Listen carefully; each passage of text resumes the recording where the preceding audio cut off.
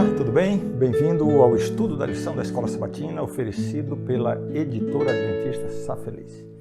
Antes de entrar no tema da lição de hoje, eu queria comunicar a você que já está disponível no nosso canal do YouTube os vídeos do seminário sobre interpretação bíblica. Você quer fazer um excelente curso de interpretação bíblica, hermenêutica, pois está lá no canal da Sá Feliz Bible. São 14 aulas oferecidas pelo Instituto Bíblico de Pesquisas da Conferência Geral da Igreja Adventista, com alguns dos nossos melhores teólogos. E eu asseguro para você que esse é o mais completo curso de hermenêutica bíblica já oferecido em vídeo pela Igreja Adventista. Você pode acessar todos os vídeos em 3 idiomas, inglês, português e espanhol, gratuitamente, lá no canal da Sá Feliz Bibles, tá bem? Não perca, um material excelente. Muito bem, agora vamos à lição desta semana. O título é As Raízes da Inquietação. E o verso para memorizar, Tiago 3,16, que diz: Onde há inveja e rivalidade, aí há confusão e toda espécie de coisas ruins. O título da lição, As Raízes da Inquietação, já nos dá a entender mais ou menos do que se trata. As raízes são uma parte importante de uma árvore, de uma planta, mas elas não podem ser vistas.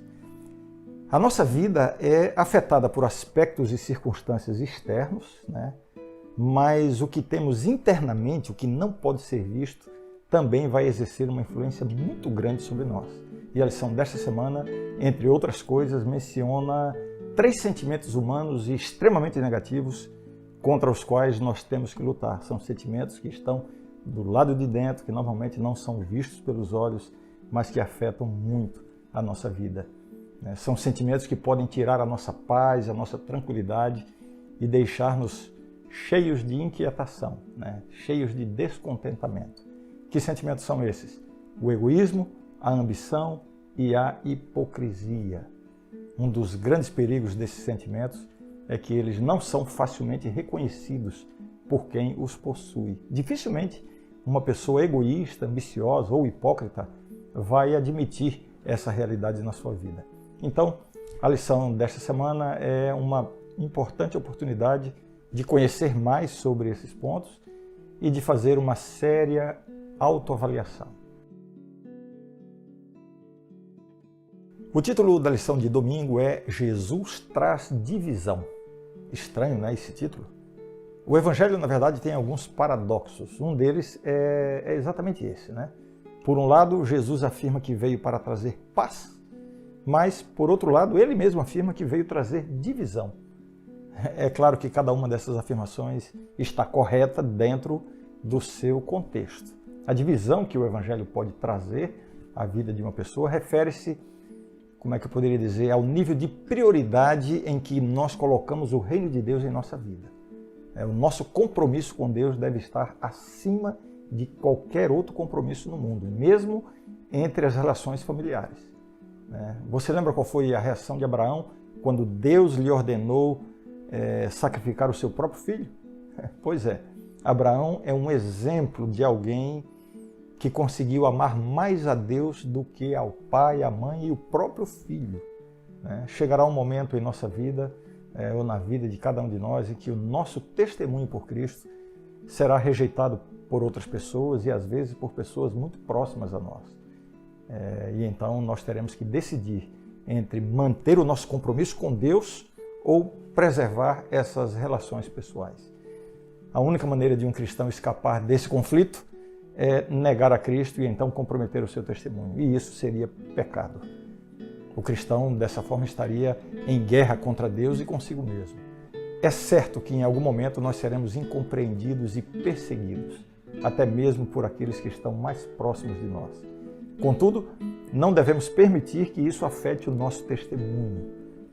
Mas veja bem, há uma diferença entre sofrer por causa de Jesus e por causa da justiça e sofrer porque somos pessoas difíceis de conviver.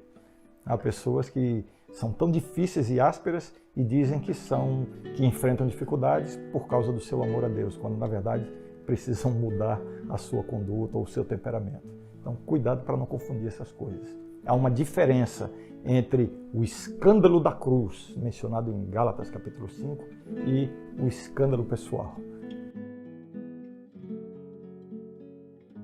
O título da lição de segunda-feira é Egoísmo. O egoísmo é a raiz do pecado. Egoísmo significa colocar o próprio eu no centro do universo. Significa viver, planejar, relacionar-se com as pessoas, sempre pensando em nosso próprio interesse. Para ilustrar esse sentimento de egoísmo, Jesus contou a parábola do rico insensato, que ele, na parábola, esse homem destruiu os seus celeiros para construir outros maiores, a fim de guardar todos os seus bens para proveito próprio. E então Deus lhe diz na parábola: louco, esta noite te pedirão a tua alma, e o que tens preparado para quem será? Essa parábola e outras partes da Bíblia nos mostram como é insensato pensar apenas em nós mesmos ou apenas em si mesmo. Existe muito mais prazer e alegria e contentamento em viver uma vida altruísta, ajudando as pessoas, do que acumular bens para si mesmo. Mas é importante não confundir egoísmo com autoestima e amor próprio, que são sentimentos que podem estar no nível legítimo, normal. A Bíblia nos exorta a amar o próximo como a nós mesmos. Então, é importante amar-se a si mesmo. É importante pensar e planejar para o nosso futuro. É importante fazer provisões para a vida e cuidar muito bem do que é nosso. Não há pecado nisso. O pecado está em excluir as outras pessoas dos nossos planos. Se você se empenha em estudar mais e trabalhar mais para ganhar mais dinheiro, não há pecado nisso. A pergunta é: o que você fará com mais dinheiro? Faz parte de seus planos minimizar o sofrimento de alguém necessitado? Faz parte de seus planos contribuir mais para a pregação do Evangelho? O princípio do céu é compartilhar. O famoso texto bíblico: porque Deus amou o mundo de tal maneira que deu o seu Filho unigênito. Dar, compartilhar. Essa é a nota tônica do céu, da vida celestial. Lembrando da história de Abraão, nós podemos considerar o seguinte: Deus fez muitas promessas a Abraão, promessas de bênçãos, mas ele deu uma ordem a Abraão. Qual foi a ordem? Abraão, sê tu uma bênção. Ou seja, mais importante do que receber bênçãos é ser uma bênção para outras pessoas. Quando abrimos a mão para compartilhar o que recebemos, estaremos em condições de receber mais. E quando fechamos a mão para compartilhar, a mão também estará fechada para receber. Esse é um princípio que Deus estabelece no seu relacionamento conosco. O título da lição de terça-feira é Ambição. Lembrando da história da ceia do Senhor, a primeira ceia de Jesus aí com seus discípulos. Logo após a ceia, os discípulos de Jesus discutiam entre si sobre qual deles parecia ser o maior. Depois de tudo o que eles tinham visto e ouvido do Mestre, eles ainda alimentavam esse tipo de sentimento, a ambição terrena. Parece que tudo que Jesus tinha ensinado para eles tinha sido em vão. E esta não foi a primeira vez que os discípulos cometeram esse pecado. Mas à luz do que Jesus disse e fez naquela noite da ceia, esta última exposição foi quase imperdoável, incompreensível. Talvez a discussão entre eles tenha surgido de suas especulações sobre quem iria trair a Jesus, ou pode ter havido algum ciúme sobre a maneira como eles se sentaram à mesa, não sei. A verdade é que quando você está interessado em se promover, não é preciso muito para começar uma discussão. A verdadeira grandeza significa ser como Jesus. E isso significa ser servo dos outros. O servo não discute sobre quem é o maior. Sabe por quê? Porque ele sabe que ele é o menor e ele aceita isto. Visto que todos os cristãos devem ser servos, não existe razão para competirmos uns com os outros por honras e reconhecimento. E, de fato, é uma pena que esse espírito competitivo seja tão forte na igreja hoje. É mais triste ainda quando líderes da igreja usam a própria estrutura da igreja para exaltar as suas realizações pessoais. E geralmente fazem isso em nome da missão. Jesus encerrou essa lição sobre o serviço, lembrando os discípulos de sua recompensa futura no reino. Isso está no capítulo 22 do Evangelho de Lucas. Apesar de suas fraquezas e falhas, os discípulos permaneceram ao lado de Jesus durante o seu ministério terreno. E Deus os honraria por sua fidelidade. Deus os estava preparando para receberem a honra final. Nós não devemos nos incomodar em ser servos hoje, pois futuramente nos sentaremos em tronos no reino de Deus. O nosso serviço fiel hoje está nos preparando para as recompensas que nós receberemos. Jesus deu o exemplo. Que exemplo? Primeiro a cruz, depois a coroa. O título da lição de quarta-feira é Hipocrisia. Para entender bem esse tópico da lição dessa semana, é importante ler São Mateus capítulo 23, versículos 1 a 23. Eu não vou ler aqui, porque é um texto longo e não dá tempo, mas eu motivo que você leia. São Mateus 23, 1 a 23. Esse texto nos mostra 4 características da hipocrisia. A hipocrisia revelada pelos fariseus do tempo de Jesus. Primeira característica, dizer e não fazer.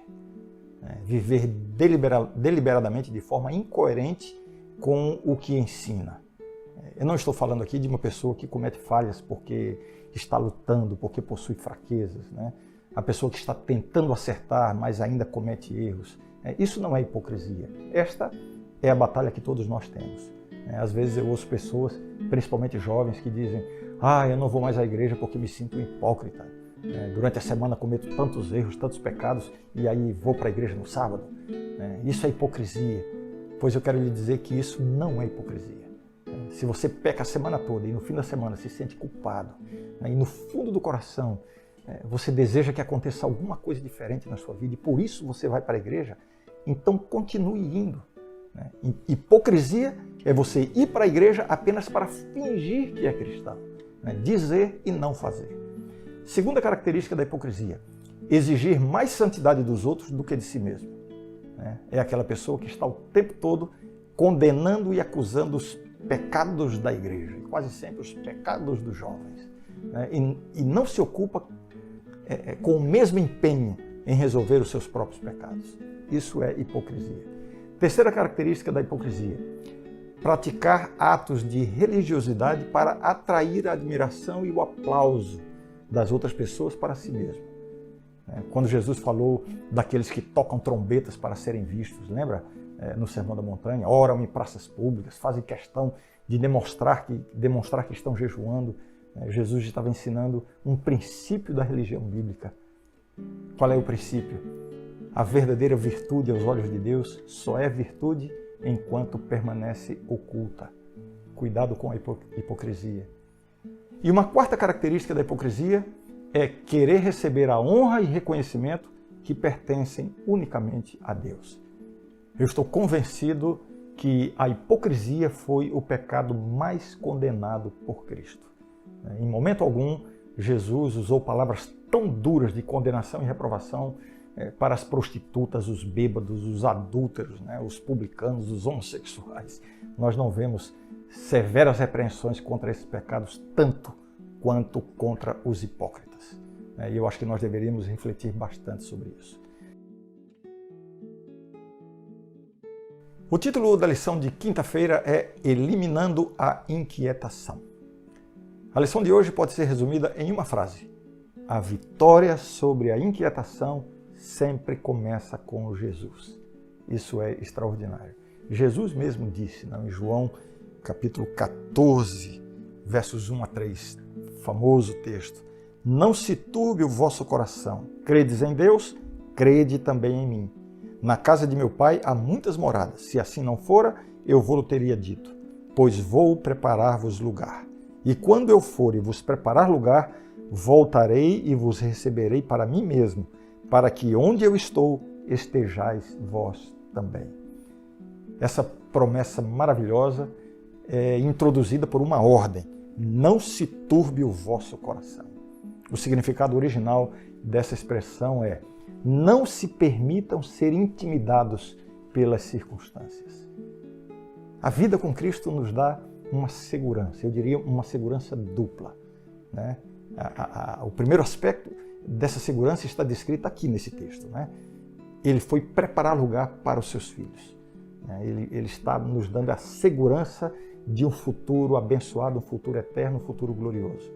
E frequentemente nós ficamos refletindo e imaginando como serão essas mansões na casa do Pai. E essa reflexão nos anima, por saber que haverá uma recompensa para tudo que passamos e sofremos aqui. Mas essa promessa traz implícita outra segurança. Veja bem, Jesus está preparando um lugar para os seus filhos, mas Ele está também preparando os seus filhos para esse lugar. Eu diria que Jesus não mudou de ramo. Jesus não entrou para o ramo da construção. Sua especialidade principal continua sendo salvar pessoas e não construir casas. Ele está preparando uma mansão para mim e para você, mas muito mais do que isso, Ele está preparando a você e a mim para esta mansão. Imagine só a mansão ficar pronta e você não estar lá para morar nela. É por isso que a Bíblia diz, Filipenses 1,6, estou plenamente certo de que aquele que começou boa obra em vós há de completá-la até ao dia de Cristo Jesus. Mais importante do que a mansão no céu é quem vai morar nessa mansão. E Deus não vai deixar você de fora. Amém por isso? Um grande abraço. Não esqueça de assistir ao curso sobre interpretação bíblica, hermenêutica bíblica, que está no canal, disponível no canal da Safeliz Bibles. Em inglês, português, espanhol, absolutamente grátis, um programa maravilhoso, extraordinário. Tá bom?